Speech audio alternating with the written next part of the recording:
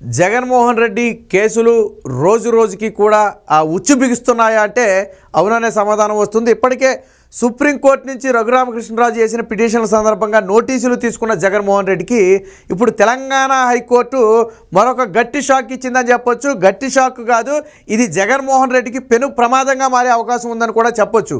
తెలంగాణ హైకోర్టులో ఇప్పటికే మాజీ మంత్రి మాజీ ఎంపీ అయినటువంటి హరిరామ జోగయ్య ఒక పిటిషన్ వేశారు జగన్మోహన్ రెడ్డి కేసులకు సంబంధించి. వచ్చే ఎన్నికల్లోపు జగన్మోహన్ రెడ్డి కేసులు కూడా పూర్తిగా పరిష్కరించాలి. ఎందుకంటే ఆయన ఒక ప్రజాప్రతినిధిగా ఉన్నాడు. ఆయన నీతిమంతుడా లేదా అవినీతి పరుడు అనేది ప్రజలకు తెలియాలంటే కోర్టుల ద్వారానే తెలియాలి. కాబట్టి వచ్చే ఎన్నికల్లోపు ఆయన కేసులు పరిష్కరించాలి. గత 10 ఏళ్లుగా కేసులు ముందుకు సాగకుండా అట్టే ఉన్నాయి కాబట్టి ఈ విషయాన్ని త్వరగా తేల్చాలని చెప్పి ఎవరైతే మాజీ ఎంపీ మాజీ మంత్రి అయినటువంటి హరిరామ జోగయ్య ఉన్నాడో తెలంగాణ హైకోర్టులో పిటిషన్ వేయడం జరిగింది.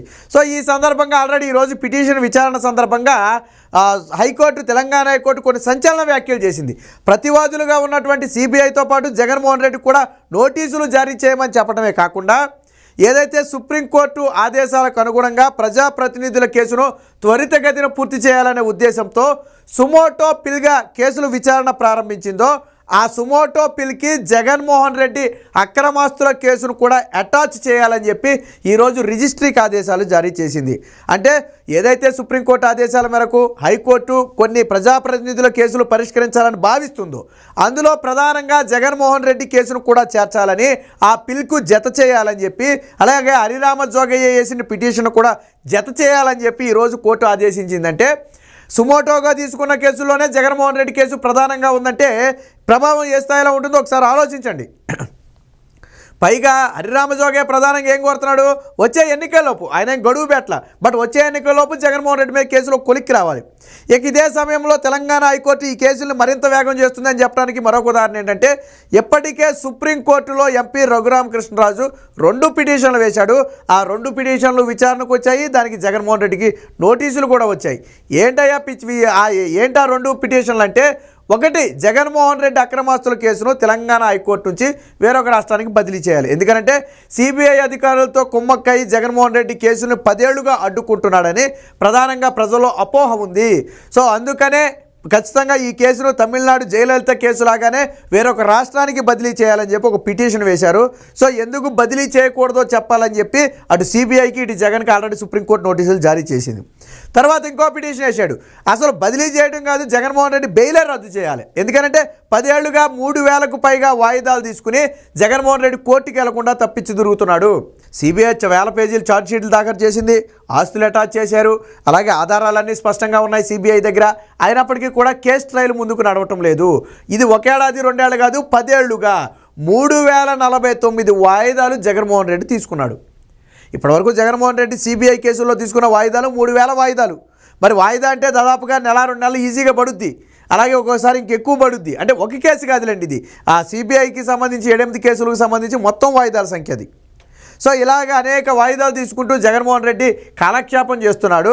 కాబట్టి ఆయన బెయిల్ రద్దు చేయాలని చెప్పి మరో పిటిషన్ వేస్తే దాని మీద కూడా స్పందించాలని చెప్పి అటు సిబిఐకి ఇటు జగన్మోహన్ రెడ్డికి నోటీసులు జారీ చేసింది. ఇప్పుడు ఎంపీ హరిరామ జోగయ్య మాజీ ఎంపీ హరిరామ జోగయ్య చేసిన పిటిషన్ సందర్భంగా కూడా తెలంగాణ హైకోర్టు కీలక వ్యాఖ్యలు చేసింది. తెలంగాణ హైకోర్టు సుమోటోగా విచారించే కేసుల లిస్టులో ఆ పిల్కి జగన్మోహన్ రెడ్డి పిల్ని యాడ్ చేయాలని చెప్పి ఆదేశించింది. ఈ సందర్భంగా స్పందించాలని చెప్పి ఇటు జగన్మోహన్ రెడ్డికి అటు సిబిఐకి నోటీసులు ఇచ్చింది. ఇక ఇదే సందర్భంలో సిబిఐ ఇందులో స్పందిస్తూ హరిరామ జోగయ్య పిటిషన్కి స్పందిస్తూ 20 డిశ్చార్జ్ పిటిషన్లు సిబిఐ కోర్టులో పెండింగ్లో ఉన్నాయి. అలాగే 3 బెయిల్కు సంబంధించి స్టేలకు సంబంధించి 3 కేసులు అయితే ఉన్నాయని చెప్పి తెలంగాణ హైకోర్టుకి ఈరోజు సిబిఐ వివరిస్తే ఆ 20 డిశ్చార్జ్ పిటిషన్ల వివరాలను కూడా తెలంగాణ హైకోర్టుకు సమర్పించాలని చెప్పి ఆదేశించడం ఇక్కడ కొసమెరుపు. వాస్తవానికి సిబిఐ విచారణ చేస్తున్న డిశ్చార్జ్ పిటిషన్లకు సంబంధించిన మొత్తం వివరాలను మాకు సమర్పించండి అని చెప్పి ఈరోజు సిబిఐకి ఆదేశాలు జారీ చేసింది. అందులో అయితే సిబిఐ చెప్పింది ఈ మొత్తం డిశ్చార్జ్ పిటిషన్ అన్నీ కూడా వచ్చే జనవరి 5న సిబిఐ కోర్టులో విచారణకు ఆల్రెడీ వస్తున్నాయని చెప్పింది. వచ్చినా సరే మాకు వాటి వివరాలు మొత్తం కూడా సమర్పించండి. ఎందుకంటే ఆ డిశ్చార్జ్ పిటిషన్లు ఎప్పటి నుంచి ఉన్నాయో, ఎన్ని రోజులు బట్టి నడుస్తుందో, ఇప్పటికే 3000 వాయిదాలు తీసుకున్నారని చెప్పి ఆల్రెడీ రఘురామకృష్ణరాజు తరపు వాదించారు వాదనలు. అవన్నీ కూడా వాళ్ళ దగ్గర ఉండుంటాయి ఖచ్చితంగా. సో ఇప్పుడు సిబిఐ మీద కూడా ఖచ్చితంగా ప్రెజర్ పెరుగుతుంది. ఇప్పటివరకు 3000 వాయిదాలు ఇచ్చారు అంటే మేనేజ్ చేసుకుంటూ వచ్చాడు, ఓకే. బట్ ఇప్పుడు సుప్రీంకోర్టు నుంచి నోటీసులు ఉన్నాయి, హైకోర్టు నుంచి నోటీసులు ఉన్నాయి. సిబిఐ పేక మీద కత్తి పెట్టినట్టుంది. రేపు అడుగుద్ది కోర్టు, సుప్రీంకోర్టు కానీ హైకోర్టు కానీ, ఎందుకు 10 ఏళ్ళుగా కేసులు ముందుకు సాగటం లేదు, ఎందుకు 3000 వాయిదాలు ఇచ్చారు, ఎవరికి రాని వాయిదాలు జగన్మోహన్ రెడ్డికి ఎలాగొస్తున్నాయని రేపు కోర్టులు నిలదీస్తే, ముఖ్యంగా సుప్రీంకోర్టు నిలదీస్తే సిబిఐ దగ్గర సమాధానం ఉండదు. సిబిఐ ఇక్కడ అడ్డంగా దొరికిపోయే ప్రమాదం ఉంది. కాబట్టి సిబిఐ కూడా ఇప్పుడు అంత ఆషామాషిగా జగన్మోహన్ రెడ్డి వదిలిపెడదని నేను అనుకోవట్లా. ఎందుకంటే వాళ్ళ పేక మీద కత్తి వచ్చింది, ఇప్పుడు సిబిఐ పేక మీద కత్తి ఉంది. 10 ఏళ్ళుగా ఎందుకు సాగుతుంది, ఎందుకు పురోగతి లేదంటే సమాధానం ఎవరు చెప్పాలి, మీరు నేనుగా, సిబిఐయే చెప్పాలా. అలాగే సిబిఐ కోర్టు కూడా ఈ డిశ్చార్జ్ పిటిషన్లకు సంబంధించి కొన్ని కఠిన నిర్ణయాలు తీసుకునే అవకాశం ఉందని చెప్పి మాట్లాడుకుంటున్నారు. ఎందుకంటే ఇప్పుడు తెలంగాణ హైకోర్టు ఆల్రెడీ నోటీసులు ఇచ్చింది, దాని డిశ్చార్జ్ పిటిషన్ వివరాలు సమర్పించాలంది. ఆల్రెడీ సుప్రీంకోర్టు నుంచి సిబిఐ మీద తీవ్ర ప్రెజర్ ఉంది, ఆ విషయం సిబిఐ కోర్టుకు తెలుసు. సుప్రీంకోర్టు లాంటి కోర్టులే ఇన్వాల్వ్ అయినప్పుడు ఖచ్చితంగా కోర్టులు చాలా జాగ్రత్తగా పనిచేయాలి. ఎందుకంటే ప్రతి తీర్పును కూడా అక్కడ మళ్ళీ తర్వాత పై కోర్టులకి వెళ్ళద్ది, ఇది తీర్పు మంచిదైనా చెడ్డదైనా. సో కాబట్టి జగన్మోహన్ రెడ్డికి ఇక నుంచి వెసులుపాటులు దొరకకపోవచ్చు. అయితే జగన్మోహన్ రెడ్డి కలవరపాటు అంతా ఒకటే. ఇప్పుడు ఎన్నికల సమయంలో పొరపాటున ఏదైనా కోర్టు కన్నా బెయిల్ రద్దు చేసినా, లేదా రద్దు ఎందుకు చేయకూడదని చెప్పి గట్టిగా ఆదేశాలు జారీ చేసినా జగన్మోహన్ రెడ్డి పార్టీ పరిస్థితి కుక్కలు చింపిన విస్తరే. ఎందుకంటే జగన్మోహన్ రెడ్డి తర్వాత ఎవరు అనే ప్రశ్నగా అక్కడ సమాధానం లేదు. భారతీయ రెడ్డి అని చెప్పుకుంటున్నప్పటికీ కూడా అంత ఈజీగా అవ్వదు. అక్కడ చాలామంది కాసు కూర్చున్నారు గుంటగాడు నక్కలాగా.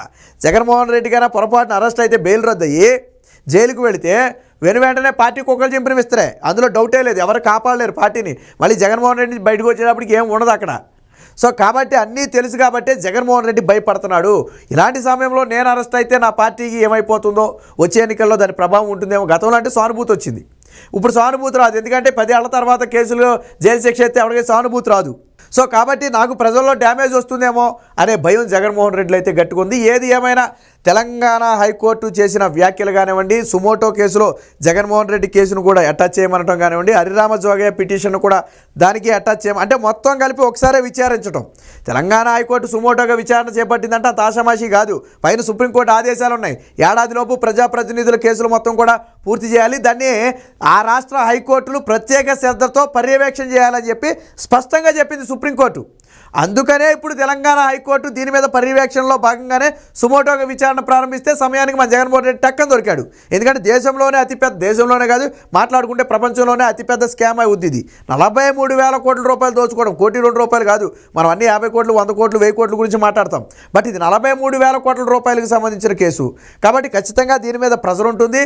సుప్రీంకోర్టు ఆల్రెడీ ఆదేశాలు ఉన్నాయి. మరో పక్క సుప్రీంకోర్టు ఈ కేసులో కూడా ఇన్వాల్వ్ అయ్యి నోటీసులు జారీ చేసిన నేపథ్యంలో తెలంగాణ హైకోర్టు కూడా దీన్ని సీరియస్గా తీసుకునే అవకాశం ఉంది. ఇదే సందర్భంలో సిబిఐ కూడా ఈ కేసును కొంచెం సీరియస్గా ముందుకు తీసుకెళ్లే అవకాశం అయితే ఉన్నట్టుగా అయితే రాజకీయ వర్గాల నుంచి వెలువడుతుంది. ఏది ఏమైనా ఈరోజు తెలంగాణ హైకోర్టు ఇచ్చిన దెబ్బ వైసీపీలో ఒక తీవ్ర అలజడిని సృష్టించింది.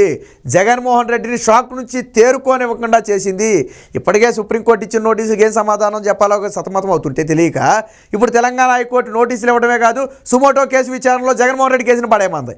అలాగే సిబిఐ కోర్టులో ఉన్న డిశ్చార్జ్ పిటిషన్ వివరాలు పట్టరమ్మంది. రేపు దాని మీద ఏం వ్యాఖ్యలు చేస్తుందో, ఎందుకంటే ఆ డిశ్చార్జ్ పిటిషన్లు ఎన్ని రోజుల నుంచి అట్టుపెట్టి తొక్కారో. సో కాబట్టి ఇవన్నీ కూడా బయటకు వస్తాయి కాబట్టి అది వచ్చే ఎన్నికల్లో జగన్మోహన్ రెడ్డి మీద ప్రభావం చూపుతుంది కాబట్టి తీవ్ర ఆందోళనకు గురవుతున్నాడు. ఏది ఏమైనా కేసుల్లో అడ్డంగా ఇరుక్కుపోయిన జగన్మోహన్ రెడ్డికి అయితే కోర్టుల నుంచి పెను ప్రమాదం ఉందనే మాట మాత్రం వాస్తవం.